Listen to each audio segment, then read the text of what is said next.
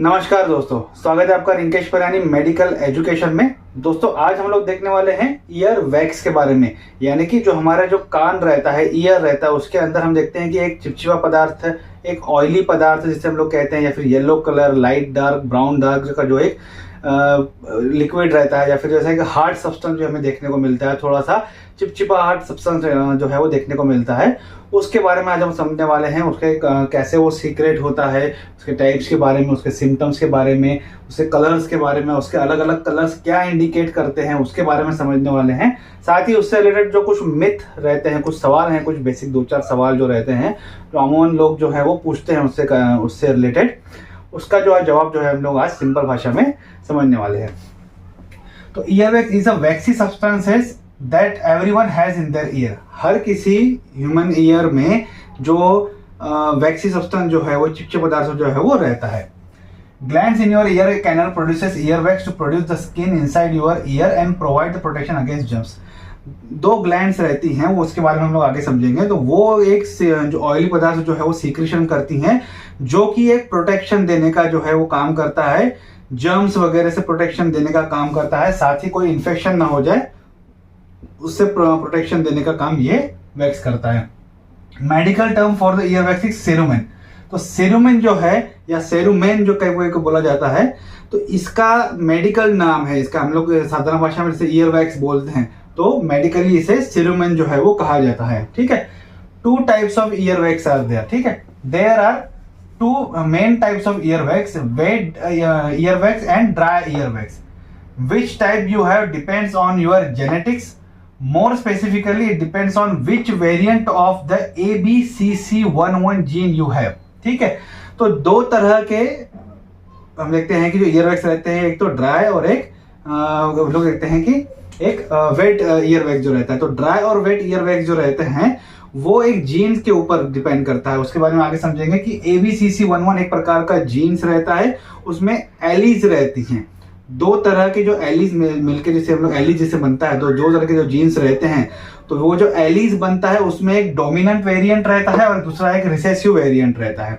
उस हिसाब से डिपेंड करता है कि आपके अंदर वेट ईयर वैक्स रहेगा या फिर ड्राई ईयर वैक्स रहेगा। ठीक है, तो मतलब क्या है, ABCC11 जीन का कौन सा वेरिएंट आपके शरीर में है उससे डिपेंड करेगा कि आपका जो ईयर वैक्स है उसका नेचर वेट रहेगा या फिर ड्राई नेचर जो है वो रहने वाला है।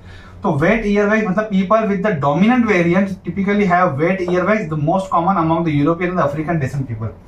तो जो एलीज बनता है जीन्स का, जीन्स के टॉपिक के ऊपर जब बात करेंगे तब इसके बारे में डिटेल समझेंगे, पर इतना सब समझ लीजिए कि जब जो जीन्स साथ में रहता है तो एक एलीज बनता है, उसमें एलीज में जो जीन्स एक डोमिनेटिंग नेचर के रहते हैं, तो वो या फिर डोमिनेंट वेरिएंट जिसे हम लोग कह सकते हैं, तो वो वेरिएंट अगर आपके अंदर में है तो आपका जो वैक्स रहेगा, ईयर वैक्स जो रहेगा वो वेट रहेगा, थोड़ा सा गीलापन उसमें ज्यादातर देखने को मिलेगा।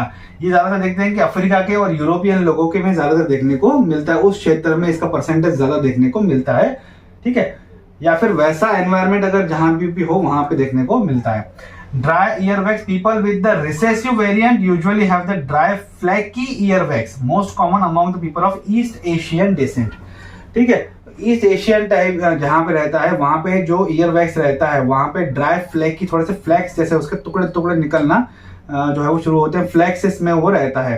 तो ड्राई फ्लैकी ईयर वैक्स रहता है, उनमें रिसेसिव वेरिएंट रहता है, इस जीन का ABCC11 जीन का रिसेसिव वेरिएंट रहता है। तो उस हिसाब से इसका क्लासिफिकेशन है ड्राई ईयर वैक्स और वेट ईयर वैक्स के हिसाब से। फंक्शन क्या है, बहुत ही सिंपल तरीके से आपको पता होगा कि इसका फंक्शन क्या क्या है, और इसको थोड़ा सा अच्छे से समझ लेते हैं।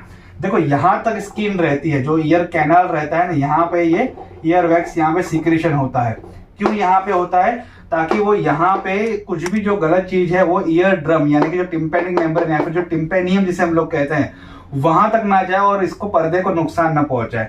मेन ये क्या रहता है, यहाँ पे जो स्किन रहती है यहाँ से 2 ग्लैंड्स हैं वो सीक्रेशन करती हैं, उसके बारे में आगे समझेंगे, पर इसका फंक्शन समझ लेते हैं पहले। It act as a water proofing lining for your ear canal. यहाँ पे पानी ना चला जाए, जो कान का पानी जाता है तो उसको प्रोटेक्ट करने का काम करता है, उसे बाहर निकालने का काम भी करता है, और पानी के अंदर अगर कोई बैक्टीरिया वगैरह है तो उससे भी प्रोटेक्शन देने का काम करता है। Carries a dead skin, cells and other debris out of the ear. Skin का एक नेचर रहता है कि वो डेड स्किन जो है वो रिलीज करती है। जब हमने स्किन के टॉपिक जब लिए थे, उसके अलग अलग लेयर्स या फिर जो उसमें से ऑयल कैसे सीक्रेशन होता है, तो उसमें मैंने क्लियर किया था कि डेड स्किन जो है वो हर 30-40 दिन में जो है वो डेड स्किन निकलती रहती है, नई स्किन जो है वो बनती रहती है। तो वो जो डेड स्किन रहती है हमारे शरीर में से, तो यहाँ धोने में तो निकल जाती है, तो यहाँ से किस तरीके से निकलेगी, वो वैक्स के साथ चिपक जाती है, और वैक्स जब निकाला जाता है बाहर तो उसे भी वो डेड स्किन को बाहर निकालते हैं। तो वो डेड स्किन को भी अपने साथ ले लेता है, और कुछ डेब्रीज हैं, डेब्रीज का मतलब यानी कि जो गंदी या फिर गंदगी रहती है, उसमें किसी भी प्रकार की गंदगी हम कह सकते हैं, मिट्टी धूल वगैरह कोई भी, वो वहां पे कलेक्ट कर लेता है, क्योंकि वो उसका नेचर चिपचिपा है, ऑयली है, तो उसको वहीं पे रोक लेता है ताकि वो अंदर नुकसान ना पहुंचा सके।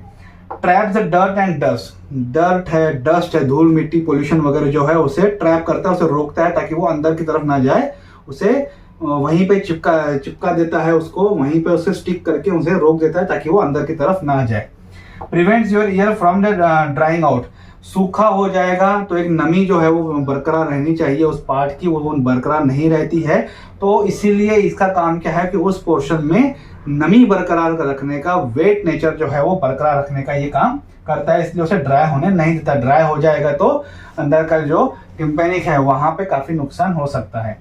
Protect against bacteria and fungal infection, bacteria fungal infection को प्रोटेक्ट करता है, उन्हें होने नहीं देता है। कुछ स्कार हो जाता है, कुछ इन्फेक्शन हो जाता है, कुछ चोट लगती है तो उसके कारण बैक्टीरिया बढ़ जाते हैं, उसे ये प्रोटेक्ट करता है। ऐसी कंडीशन में इसका सीक्रेशन भी बढ़ जाता है ताकि उसे कानों को ज्यादा से ज्यादा प्रोटेक्शन दिया जा सके। आगे और समझाऊंगा। एनाटॉमी क्या है? 2 types of glands in your ear canal work together to make ear wax. देखो ये ईयर कैनल है, यहाँ पे स्किन रहती है, स्किन रहेगी तो उसमें क्या रहेंगे, जो सिबेशियस ग्लैंड और सीबम ग्लैंड के बारे में हमने समझा था वो इसमें रहने वाले हैं, तो वो भी सीक्रेशन करेंगे। तो 2 तरह की ग्लैंड्स यहाँ पे रहती है जो दोनों मिलके ईयर वैक्स बनाती हैं। ठीक है, कौन सी? एक तो है सिबेशियस ग्लैंड, इसके बारे में हम लोग स्किन का टॉपिक जब देखा था तब हमने समझा था, और या फिर एक और टॉपिक मैंने बनाया था कि स्किन के अंदर या फिर जो हमारी चमड़ी जो रहती है, हमारी त्वचा से तेल कैसे निकलता है, ऐसे मैंने एक जो हेडिंग दिया था वो भी आप देख सकते हैं। तो sebaceous gland attached to tiny hair follicles inside your ears. These tiny glands secretes an oil lubricating substance called the sebum. Sebum lubricates your skin and keeps your ear from drying out. ठीक है, तो एक sebaceous gland रहती है जो कि hair फॉलाइकल्स यानी कि हेयर की जो जड़ रहती है उसके साथ जुड़ी हुई रहती है, और उसकी जड़ के साथ ही बाहर आती है और स्किन को एक नमीनेस प्रोवाइड करती है। ये एक ऑयली पदार्थ रहता है, किसी में कम रहता है, किसी में ज्यादा रहता है। इसी के कारण जो है किसी की ऑयली स्किन, ड्राई स्किन जो जैसे हम लोग बोलते हैं, या फिर मीडियम स्किन भी कई लोग बोलते हैं, तो उसमें थोड़ा सा एक जो नेचर रहता है इसका ज्यादा भी नहीं होता कम भी नहीं होता, एक नॉर्मल रहता है।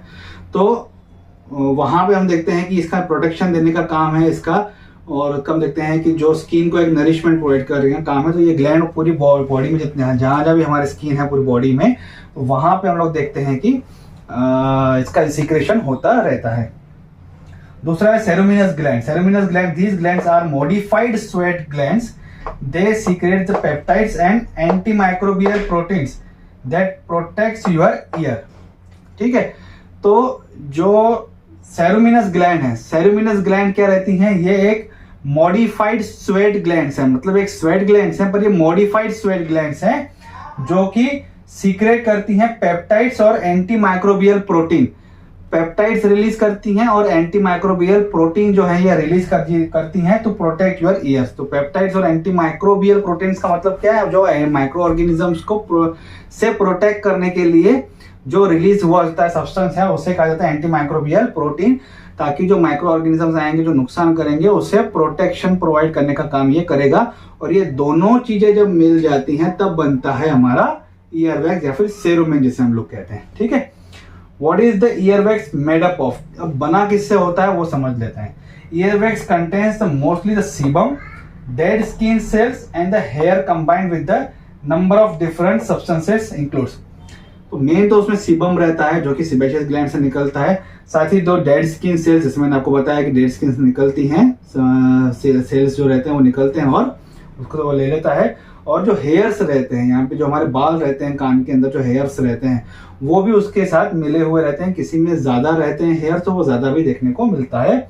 उसके साथ और कुछ सब्सटेंस रहते हैं, कौन से? एक तो केराटिन एक प्रकार का प्रोटीन है कोलेस्ट्रॉल रहता है, स्क्वेलिंग रहता है। स्क्वेलिंग का मतलब रहता है एक ऑयली लिक्विड हाइड्रोकार्बन रहता है, ये तो केमिस्ट्री में आप पढ़ सकते हैं। वैक्स ईस्टर, ईस्टर आप वहीं पर पढ़ सकते हैं। अल्कोहल ईस्टर, ये प्रकार के कुछ केमिकल्स रहते हैं जो सिक्रेशन होते हैं, उनके साथ ये मिला हुआ रहता है। और एक long chain of fatty acid, मतलब सैचुरेटेड और अनसैचुरेटेड फैट्स जो रहते हैं, तो मैंने लिपिड्स में क्लियर किया था, वो लिपिड्स के टॉपिक को आप समझ लीजिएगा। तो long chain of fatty acid जो रहते हैं, सैचुरेटेड और अनसैचुरेटेड फैट्स जो रहते हैं, ये सब भी इसके साथ मिले हुए रहते हैं, तब जाके ये ईयर वैक्स जो है वो बनता है। अब कलर क्या है, जो नॉर्मल ईयर वैक्स रहता है उसका कलर, और जो कुछ एबनॉर्मलिटीज होती हैं तब क्या उसका कलर बन जाता है, वो भी समझेंगे। तो colour of ear wax, healthy ear wax range in colour and may be of white, yellow, orange, light brown और डार्क ब्राउन। तो हेल्दी ईयर वैक्स का नेचर कैसा रहेगा, या तो ये कभी आपको देखने को मिलता है येलो, कभी आपको ब्राउन देखने को मिलता है, ब्राउन में भी लाइट ब्राउन, डार्क ब्राउन देखने को मिलता है, तो घबराने वाली बात नहीं रहती है। और ऑफ व्हाइट भी रहता है, कभी कभी थोड़ा सा क्रीमिश कलर जिसे हम लोग कहते हैं, या फिर ऑरेंज कलर में भी दिखना मिलता है। तो ये हेल्दी उसका एक कलर का नेचर है, तो हर व्यक्ति का एक थोड़ा सा अलग अलग कलर हो सकता है। However if you have ear wax that's, अब कुछ अगर अलग कलर आपको देखने को मिलता है तो उसका क्या कारण हो सकता है वो देख लेते हैं। एक तो है green, means you have an ear infection. Green colour निकल रहा है, किसी तरह का इन्फेक्शन हुआ है, बैक्टीरियल ग्रोथ हो गई है वहां पे, इसकी वजह से वो ग्रीन कलर का आपको देखने को मिलता है।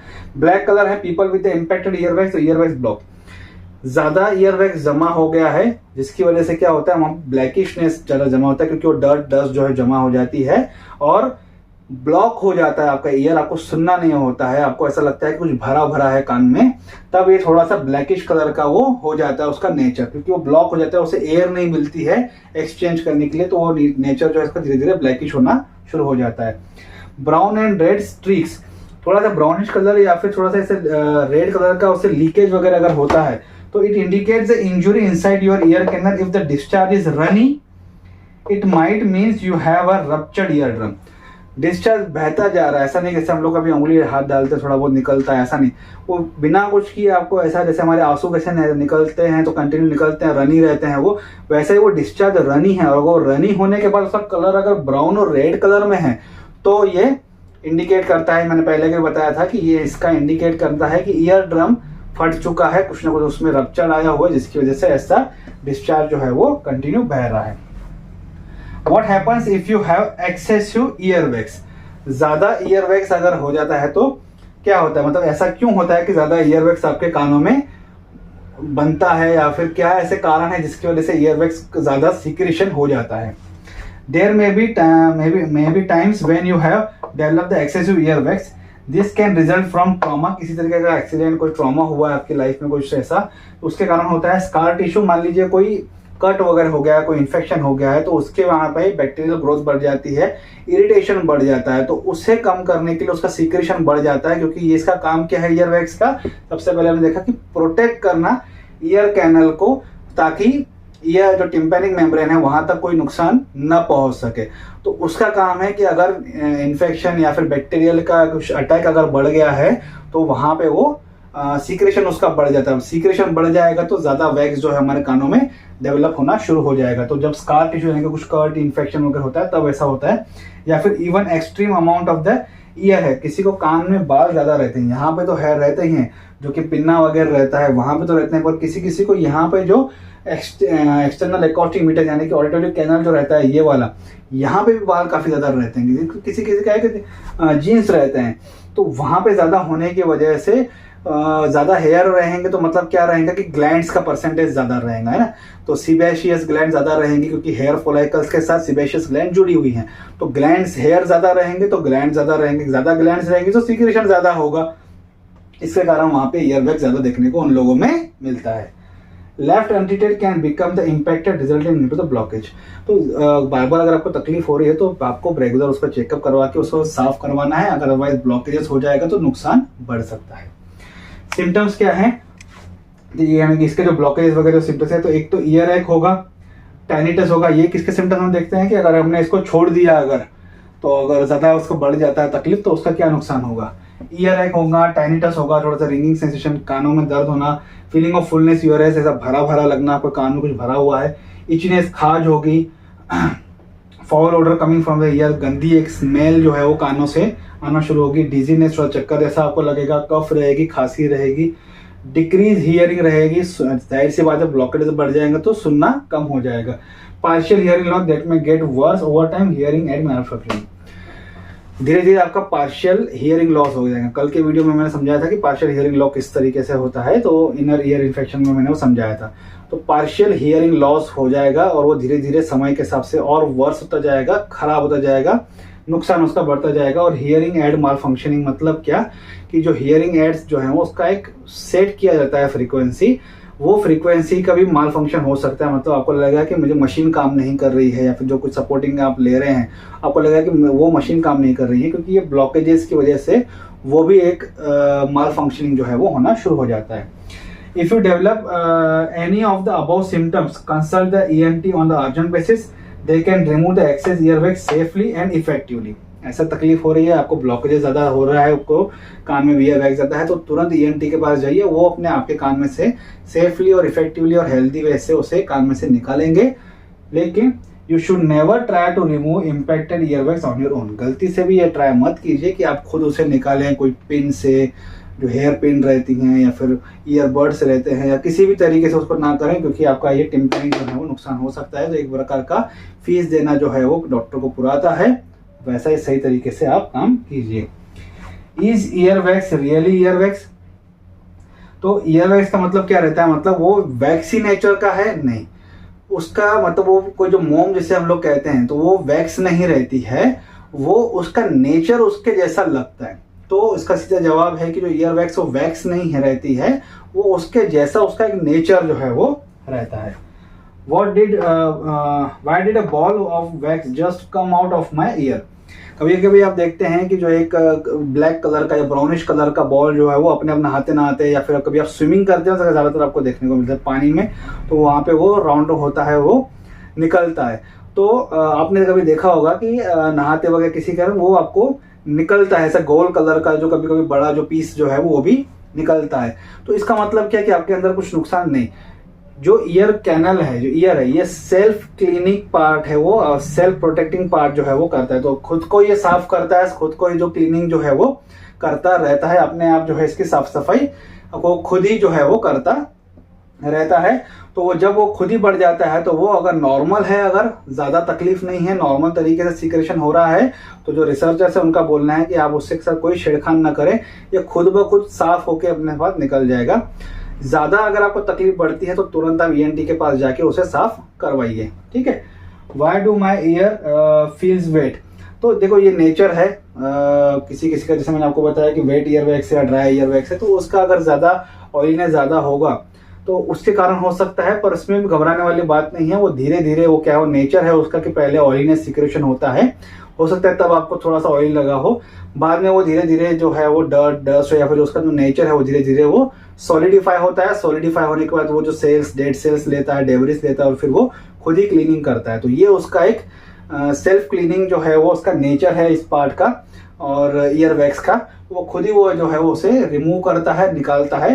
ये चीज़ें कब वर्स हो जाती हैं, जब आपको काफ़ी समय से एक तकलीफ हो रही है, डिस्चार्ज अलग अलग आ रहा है, नॉर्मल नहीं लग रहा है, तो आपको तुरंत जो है वो कंसल्ट करना चाहिए ENT के साथ। और इस तरीके के अगर सिम्टम्स आपको फील हो रहे हैं तो तुरंत आप कंसल्ट करके अपना ट्रीटमेंट जो है वो ले सकते हैं।